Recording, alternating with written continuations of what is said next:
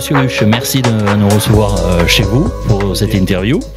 Alors, on va déjà voir un petit peu plus en détail votre personnalité. Vous êtes né le 7 août 1952, ici, à Pierrefiche-d'Olt.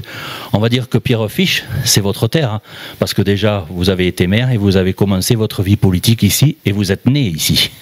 Oui, je suis né dans la maison de mes parents, comme à l'époque, les mamans accouchaient souvent à la maison. Je suis né à Pierrefiche et en fait, je n'en suis jamais parti. Jamais, malgré tous mes mandats, j'ai toujours vécu ici, dans ce village qui est le mien. Vos parents étaient agriculteurs, c'est ça, si je me trompe pas? Alors, mes parents étaient agriculteurs. Mon père avait une petite ferme qu'il a fait évoluer au fil du temps. Et ma maman tenait le café-restaurant, hôtel-café-restaurant du village. Et lorsqu'ils ont pris la retraite, depuis ce café, cette activité est fermée, quoi. Alors, vous avez démarré votre carrière politique ici à Pierrefiche, au conseil municipal. Après, vous en êtes devenu maire. Après, vous pouvez nous parler un petit peu de votre parcours au niveau des mairies de Pierrefiche et surtout après Saint-Geniès aussi. Oui, mon parcours il est quelque peu atypique parce que j'ai été élu au conseil municipal en 1983. J'étais premier adjoint du maire de l'époque, donc j'avais pas tout à fait 30 ans. Donc à ce moment-là, je travaillais à la banque, au Crédit Agricole à Saint-Geniès. Et puis au fil du temps, je me suis pris au jeu. J'ai trouvé que c'était intéressant. Je reconnais que je m'ennuyais un petit peu au Crédit Agricole, quoi. Oui. Il me fallait une activité supplémentaire. Donc j'ai pris le goût. Puis en 1986, on avait un désaccord avec le maire qui était en place sur la création de la zone artisanale qui existe aujourd'hui à Pierrefiche, puisque lui il ne voulait pas la création de cette zone artisanale, alors que moi, il me paraissait nécessaire de me procurer pour la commune des recettes fiscales, et donc je souhaitais cette zone. Et de ce fait, le maire a démissionné et je me suis retrouvé maire en 1986. Puis en 1989, de nouvelles élections municipales. Alors ici à Pierrefiche, il n'y avait qu'une seule liste, puisque ce ne sont pas des listes politiques. Oui. Ce sont des gens de bonne volonté qui veulent s'investir pour leur village. Donc 1989, une seule liste, je suis réélu maire. Et en 1994 ont lieu des élections cantonales. Donc je suis sollicité, pourquoi pas. Donc finalement j'ai été candidat contre le conseiller général sortant, et j'ai été élu à cette élection en 1994 avec un peu plus de 61%. Nous étions 5 candidats. Donc cette année 94 est passée. 1995, il y a des élections municipales. Soit je suis candidat à Pierrefiche, c'était mon village, j'y tenais, j'avais fait pas mal de travail, de réalisation avec mes collègues du conseil municipal de l'époque. Et puis je suis sollicité pour être maire de Saint-Geniès. Alors après réflexion et après avoir constitué une équipe jeune, sympathique, volontaire, donc me voilà élu à Saint-Geniès contre la liste sortante, et toute ma liste est passée au premier tour, puisqu'à l'époque il n'y avait pas la proportionnelle. Avec un joli score en plus, si je ne me trompe pas. Un joli score, oui, ce qui n'était pas évident parce que, en fait, j'habitais pas Saint-Geniès, j'habitais toujours Pierrefiche, mais bien évidemment, j'étais en règle par rapport à la réglementation, j'avais loué un petit appartement pour être contribuable marmot. Bon, après, les années ont passé. 2001, je suis réélu maire et conseiller général. C'est là où j'ai fait un peu plus de 80%, plus de 80%. 2001, 2008, de nouveau, je suis réélu. Et puis là, j'attaque une nouvelle vie en devenant président du département. Mais on aura l'occasion sûrement d'en reparler. Oui, tout à fait. 2011, est-ce que ça vous parle ? 2011. Ah oui, 2011. Oui, 2011, la Légion d'honneur. La Légion d'honneur, le 11 juillet 2011, oui, que m'a remis le président Valéry Giscard d'Estaing. Oui, c'est des moments qui vous marquent dans la vie, quoi, la Légion d'honneur. C'est un honneur, sachant d'où je viens, c'est assez extraordinaire, mais c'est le préfet Bouvier à l'époque qui avait demandé cette Légion d'honneur. Il faut se rappeler que j'avais débloqué, si on peut le dire ainsi, le dossier de la route nationale 88 entre Rodez et Albi. Oui. Et il m'avait dit, vous avez débloqué ce dossier alors que depuis 20 ans, 30 ans, on en parle. Je connais votre itinéraire, je connais votre parcours, vous êtes autodidacte. Je vais demander la Légion d'honneur pour vous. J'étais honoré, surtout que je pensais que la Légion d'honneur, il l'attribue à tout le monde. Mais quand on se la voit attribuer, on raisonne différemment. Et donc voilà, quoi, j'ai été récompensé en ayant la Légion d'honneur. Voilà. C'est fierté pour moi, pour ma famille et tous mes proches, quoi. Une reconnaissance de toute une carrière politique et d'investissement pour le département. Oui, je ne sais pas si on peut le dire ainsi, mais oui, c'est une satisfaction, oui, et puis, ouais, c'est une reconnaissance certainement, oui. Alors, on va revenir justement sur la présidence du département de l'Aveyron. Vous parliez il y a quelques secondes de la RN 88, vous avez été un fervent défenseur. Et on se souvient de vos interventions au niveau du Sénat, notamment, sur ce dossier-là, avec une certaine, en face de vous, Elisabeth Borne. Madame la ministre, le 6 mars dernier, je vous rencontrais avec les élus aveyronnais, mes collègues parlementaires, le président du conseil départemental, la représentante de la région Occitanie, afin de vous convaincre de la nécessité de porter à 2 fois 2 voies la route nationale 88 qui relie Toulouse à Lyon. Le tronçon qui nous concerne sur le département de l'Aveyron occupe une quarantaine de kilomètres entre Rodez et Sévrac-le-Château. À cette occasion, nous vous avions fait des propositions de financement portées à la fois par le conseil départemental de l'Aveyron et par le conseil régional Occitanie, à l'identique de ce qui avait déjà été réalisé sur le tronçon Albi-Rodez, à savoir près de 50% pris en charge par les collectivités, même si ceux-ci restent bien évidemment à Calais avec elles et sous leur autorité. Cette situation n'a que trop duré. Et je prends à témoin les 50 collégiens de Baraqueville qui sont ici présents et que je salue, qui sont riverains de cette route nationale et qui sont présents dans l'hémicycle aujourd'hui. Faut-il attendre que ces jeunes soient à la retraite pour que cette route soit correctement aménagée ? Je vous demande donc, Madame la Ministre, quelles avancées vous pouvez nous donner concernant cet aménagement. Je vous remercie. Merci, Monsieur le Président. Monsieur le Sénateur, vous m'interrogez sur la mise à 2 fois 2 voies de la RN 88, en particulier dans sa partie aveyronnaise. Vous savez mon attachement à ce que nous puissions achever rapidement le désenclavement routier de notre pays. Et je suis vraiment consciente de l'impérieuse nécessité d'assurer à nos concitoyens des conditions de circulation sécurisé et confortable avec des temps de parcours fiables. Et comme vous l'avez rappelé, nous avons eu l'occasion d'en discuter en mars dernier avec le président du conseil départemental de l'Aveyron. S'agissant de l'aménagement entre la RN 88 et l'autoroute A75, on a eu l'occasion d'en parler. L'aménagement de tout le linéaire à 2 fois 2 voies est estimé à environ 350 millions d'euros. Ce qui suppose qu'on puisse envisager un phasage. Or, ce phasage n'est pas évident puisque le tracé qui a été retenu s'éloigne assez largement de la route actuelle. Moi, j'ai demandé au préfet d'étudier les possibilités de phasage et d'étudier également les aménagements qui peuvent être réalisés sur l'itinéraire actuel, de façon à ce que nous puissions effectivement avoir en main tous les éléments pour choisir la meilleure solution pour améliorer la liaison entre Rodez et la 75. Oui, Madame la Ministre, je suis désolé, mais les collectivités se saigneront pour accompagner l'État, alors que c'est la responsabilité de l'État. Vous avez annoncé un chiffre, 350 millions d'euros. Les collectivités sont prêtes à prendre 50%. Donc ça veut dire tout simplement qu'il y a 150 à 170 millions à prendre en charge par l'État. L'État est déjà propriétaire de tout le foncier. Mais vraiment, il est urgent de trouver une solution. Et sur le phasage, vous avez dit que c'était difficile. Non. Non, on peut faire au moins en 2 tronçons. Je ne sais pas quel est celui qui sera prioritaire. Entre Rodez, les Sacs et Vrac-le-Château, il faut en discuter. Mais vraiment, il est urgent de trouver la solution le plus rapidement possible. Qu'est-ce qui manque aujourd'hui pour que ce dossier puisse avancer toujours en instance sur le développement entre Rodez et Séverac? Ouais, il faut rappeler que sur la route nationale 88, il n'y avait jamais eu de consensus politique entre les Chicaya d'un et de l'autre. Voilà. Et en 2008, quand je suis arrivé à la présidence du département, j'ai réuni sur le même courrier Martin Malvy, le maire de Christian Tessen, maire de Rodez, Ludovic Mouly, président d'agglomération, les 3 présidents de chambre consulaire, le président du Conseil économique et social et environnemental.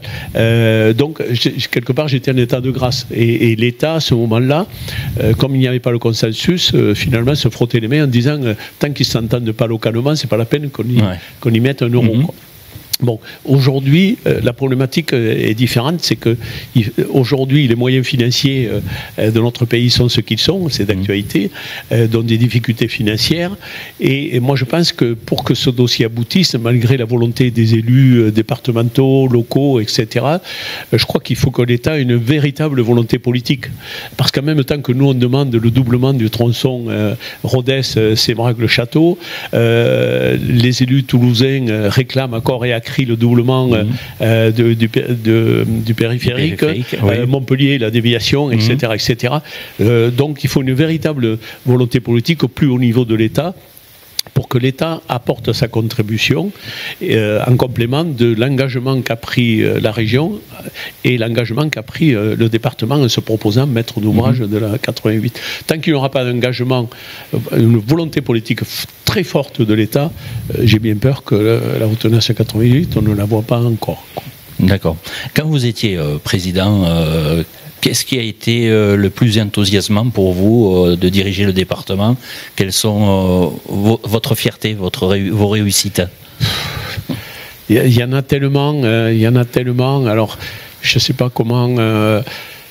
Bon, vous savez, les compétences du département à l'époque étaient nombreuses. Alors, au-delà de la compétence du social, des maisons de retraite, tout ce qui concerne le volet social, je crois que la route nationale 88 est pour moi, et les Aveyronnais l'oublient très vite.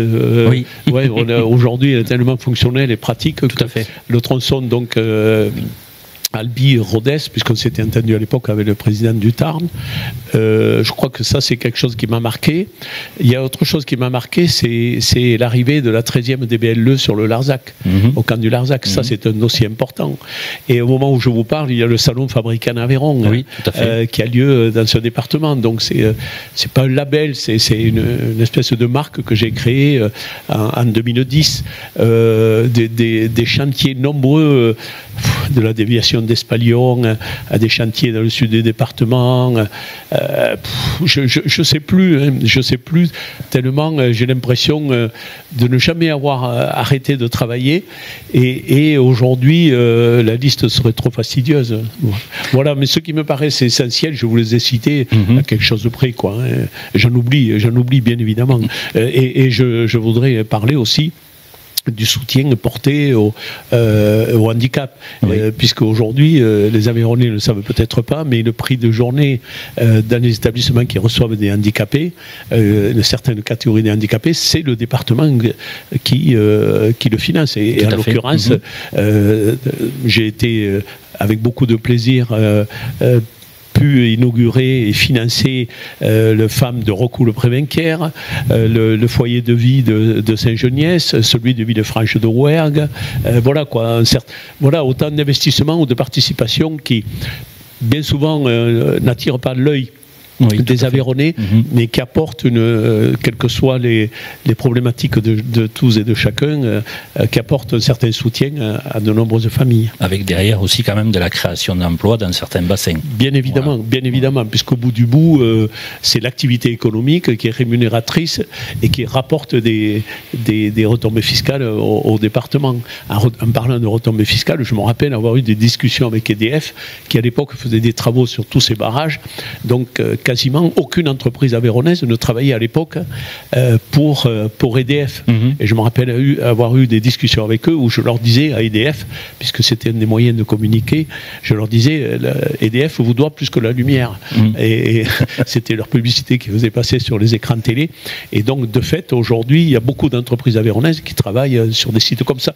Voilà autant d'opérations qui paraissent peut-être pas très importantes, mais qui ont des effets importants sur l'activité du département. Et un enjeu majeur pour moi, cela reste la démographie. Rappelez-vous, le programme qui était le mien, l'objectif était de 300 000 habitants. Tout à fait. Et ça, c'est de l'histoire ancienne. Alors aujourd'hui, vous avez du recul, vous êtes en repos, on va dire. Est-ce que vous avez toujours des contacts avec la politique départementale? Est-ce que des gens vous appellent pour avoir des conseils? Quel regard vous avez aussi sur la politique aveyronnaise? Oui, alors quand on est retiré, qu'on est retraité comme moi, où j'ai souhaité personnellement arrêter ma vie politique, au bout de 38 années, à force, voilà quoi, il est temps de se retirer. Je suis sollicité, mais c'est délicat parce que je ne veux pas court-circuiter, entre guillemets, les élus départementaux, locaux, municipaux, etc. Mais bon, je suis sollicité, et puis j'essaie d'apporter ma modeste contribution ici ou là, lorsqu'on me le demande, et je pense au département. Vous voyez, ce matin, j'ai passé un petit moment avec le président du département. Je rencontre régulièrement le maire de Saint-Geniès qui veut bien m'inviter à un certain nombre de cérémonies, comme celui du département. Voilà. J'ai toujours plaisir à les voir, mais je prends le recul nécessaire que je dois prendre à de telles occasions pour pas... voilà, je suis retiré des affaires, comme on dit. C'est pas à moi à m'intégrer ou à forcer la porte. Assez proche du maire de Saint-Geniès aujourd'hui, Marc Bory, parce qu'on a eu discuté avec lui hors antenne. On a senti une certaine sensibilité par rapport à vous, donc... oui, ça l'a beaucoup marqué. Oui, c'est un jeune que j'ai pris en 95 dans ma première liste, qui est devenu adjoint et qui m'a succédé naturellement en 2008 à la mairie, quoi. Oui, on a de très bonnes relations. Mais comme avec les élus, avec tous les élus du département, que ce soit municipaux ou départementaux. Une passion que vous avez, c'est la chasse. Oui. Alors, vous la pratiquez encore aujourd'hui? Vous avez beaucoup de chiens, apparemment, on m'a dit, si mes informations sont bonnes. Oui, je suis passionné de chasse, et puis d'abord, ça me permet d'être en forme, parce que je marche énormément. Mais moi, ce qui m'intéresse à la chasse, c'est surtout les chiens, quoi. J'ai une douzaine de chiens. Voilà, j'aime voir travailler mes chiens, je me plais. Bon, il y a ce climat aussi entre les chasseurs, finalement. Mais il ne faut pas oublier que la chasse aussi m'a été utile au cours de mes mandats, quoi, parce que finalement, quand on est chasseur, on est ni de droite ni de gauche, on est avant tout chasseur, quoi. Ouais. On est passionné de la chasse ou des chiens. Voilà, alors moi je passe mes journées aujourd'hui, bon nombre de journées à la chasse avec mes chiens à l'extérieur et à crapahuter dans ce beau département de l'Aveyron, et je chasse un peu également aussi en Lozère. Alors, petite anecdote, puisque vous parlez de chasse, on a pu vous voir dans un clip vidéo de deux rappeurs aveyronnais. Ça nous a surpris parce que, en plus, le physique, on va dire, de Monsieur Luche était assez sévère dans le clip. Qu'est-ce que c'est qui vous a amené à vous investir dans ce clip pendant quelques secondes? Oui, vraiment, une ou deux secondes. Ouais. Mais bon, j'ai voulu rendre service au fils de mon ancien attaché de presse, et qui m'avait sollicité, comme il sait que, enfin, mon attaché de presse savait que je chassais et que j'étais passionné de chasse, donc il m'a sollicité pour voir s'il pouvait prendre quelques images, et je me suis prêté à ce jeu-là. C'est la première fois de ma vie que j'étais dans un clip, certainement la dernière, quoi. Voilà, mais je l'ai fait avec grand plaisir, et je trouve ces deux jeunes chanteurs assez extraordinaires, et je leur souhaite bien évidemment de réussir, et je leur formule le vœu le plus sincère qu'ils soient écoutés. Et puis ce sont deux Aveyronnais, donc voilà, autant de manières de soutenir nos artistes aveyronnais. Aujourd'hui, vous êtes aussi investi sur votre commune, toujours, celle de Pierrefiche, puisque les aînés font appel un petit peu à vous pour l'historique de cette commune, avec notamment Parladis, de Saint-Saturnin-de-Laine. Vous pouvez nous en dire un petit mot là-dessus? Oui, justement, ce matin, j'ai assisté au lancement, à la fabrication du livre dans une imprimerie à Bozoul. Alors, en fait, le Parladis, c'est une initiative du maire ou de certains habitants de Saint-Saturnin. Et il se trouve que Saint-Saturnin, c'est le fief de mes familles maternelles et paternelles. Voilà. Alors, maternelle, c'est assez récent, puisque mon grand-père, ma maman est née sur la commune de Saint-Saturnin. Paternelle, c'est plus ancien, mais enfin, bon, c'est l'origine de mes familles. Et le maire, que je connais bien, qui est un ami, m'a sollicité pour que je participe. Alors, j'ai participé à pas de nombreuses réunions, mais que je participe, et notamment m'a demandé d'écrire la préface de ce livre. Je l'ai fait avec un grand plaisir et je trouve que la démarche est intéressante. En fait, c'est un témoignage du vécu des habitants du village, de la guerre jusqu'aux années 60, et je trouve ça assez extraordinaire. Et donc ils l'ont écrit, ils l'ont réfléchi. Voilà, c'est une reconnaissance quelque part de ce que fut notre vie dans nos villages, et que ce soit Saint-Saturnin ou à Pierrefiche, c'était pareil, quoi. D'accord. La politique aujourd'hui, elle a bien évolué par rapport à votre époque. Notamment récemment, Michel Barnier a été nommé Premier ministre. Vous avez eu l'occasion de le rencontrer puisqu'il est venu en Aveyron. Votre sentiment sur cette nomination et sur ce qui nous attend au niveau politique, au niveau national, votre regard? Alors, en 2008, Michel Barnier était ministre de l'Agriculture et il avait prévu de venir faire un séjour en Aveyron pour rencontrer les responsables agricoles et les élus aveyronnais. Donc moi, j'étais président du département et je lui avais proposé de participer avec moi à la transhumance depuis Saint-Geniès, qu'on appelle la fête de l'estive de Saint-Geniès sur l'Aubrac. Et il était venu, et je me rappelle très bien, il faisait un temps pluvieux, maussade, c'était pas très agréable. Et ce jour-là, d'ailleurs, j'avais été également aussi à l'inauguration de la maison de la vigne et du vin et des paysages, pardon, à Estaing, enfin à Estaing, sur la commune de Coubizou du reste. Donc Michel Barnier me paraît avoir le profil type de quelqu'un qui est plein de bonne volonté, en fait. C'est quelqu'un qui a une expérience assez extraordinaire, il a un CV assez impressionnant, c'est un élu de terrain. Je lui souhaite de réussir. Je lui souhaite de réussir pour que notre pays réussisse. Il y a la personnalité Michel Barnier, mais il y a également le poste de Premier ministre. Les Français ont besoin qu'il réussisse. S'il ne réussit pas, ce sera difficile pour chaque citoyen français. Donc moi, je lui formule le vœu le plus sincère. Alors maintenant, moi, j'y apporterai pas ma contribution. Et là où je me réjouis, c'est que dans son gouvernement, il y a 6 sénateurs dont j'ai eu l'occasion de travailler avec eux, que je connais, qu'on se tutoie et tout.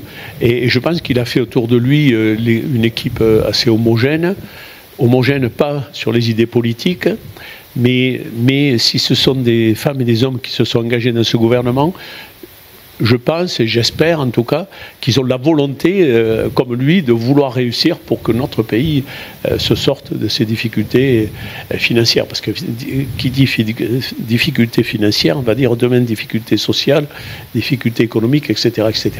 Donc nous avons le devoir de réussir. Il a le devoir de réussir. D'accord. Et votre regard sur le département maintenant, aujourd'hui en 2024 ? Oh, le département va bien, le département va bien. L'image de notre département s'améliore tous les jours. L'enjeu majeur reste la démographie. C'est pas nouveau, hein. Quels que soient les présidents qui se succèdent, l'enjeu est démographique parce que notre population vieillit. On attire énormément de jeunes ou de moins jeunes, de personnes, mais le solde naturel est négatif, c'est-à-dire qu'il y a plus de décès que de naissances. Donc voilà, quoi, il faut continuer à résister, se trouver les moyens nécessaires Non, moi je suis assez confiant, et puis les Aveyronnais sont des Aveyronnais, donc moi je suis confiant sur l'avenir de ce beau département. Et vous savez, je l'ai souvent dit, on est dans un domaine concurrentiel. En clair, il faut que l'Aveyron soit meilleur que les autres. Parce que nos plus gros concurrents, c'est le Lot, la Haute-Savoie, les Côtes d'Armor, etc. Donc il faut qu'on soit meilleur. Et les Aveyronnais sont pleins d'énergie, pleins d'initiatives et ont des valeurs qu'on retrouve très peu en France. Aujourd'hui, vous avez le temps de vous occuper de votre petite famille, des petits-enfants. Et puis, je sais également que vous aviez une passion, alors je ne sais pas si elle est toujours d'actualité, c'est retaper le tracteur de votre père. Ah oui, vous avez vu ça quelque part. En fait, mon père donc était agriculteur, qui avait commencé par une petite ferme et qui l'a fait nettement évoluer, et qui a continué mon frère, puis ensuite mon neveu aujourd'hui. Mon père, donc, il avait acheté un tracteur. Alors, je ne me rappelle pas le premier tracteur qu'il a eu. Enfin, je me rappelle du tracteur, mais je ne me rappelle pas l'année. Mais le deuxième tracteur qu'il a eu, donc, il l'a acheté en 1964. Mon frère et mon père ont bien voulu me le donner. Je l'ai dans un hangar. Ouais. Il ne représente pas grand-chose, mais pour moi, énormément. Sentimental. Même si je ne m'en sers quasiment pas, parce que je n'en ai pas l'utilité. Mais c'est sentimental, et je suis fier d'avoir conduit ce tracteur pendant les vacances, quand j'ai aidé mon père, mon frère, etc. Et de l'avoir chez moi, ils ont eu la délicatesse de me le laisser, et j'en suis honoré et attaché. D'accord. Pour terminer, votre souhait pour le département, pour les Aveyronnais, puisque nous, on ne s'occupe que de l'Aveyron. Voilà.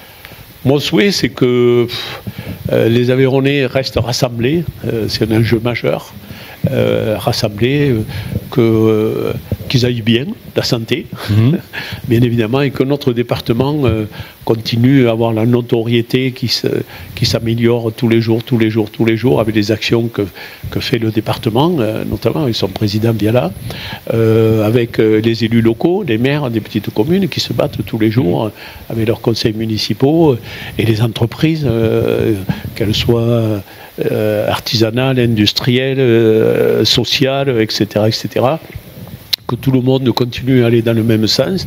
Je sens qu'il y a une certaine homogénéité dans le département pour résister au mieux. Et voilà, je le souhaite pour les Aveyronnais, je le souhaite pour mes enfants, je le souhaite pour la société tout entière, mais je ne suis pas inquiet, je suis assez positif, assez optimiste pour la réussite, parce que je sens qu'il y a beaucoup d'énergie, et puis les Aveyronnais ont des valeurs qu'on ne retrouve pas ailleurs, et donc c'est ces valeurs qui feront vaincre les générations qui viennent.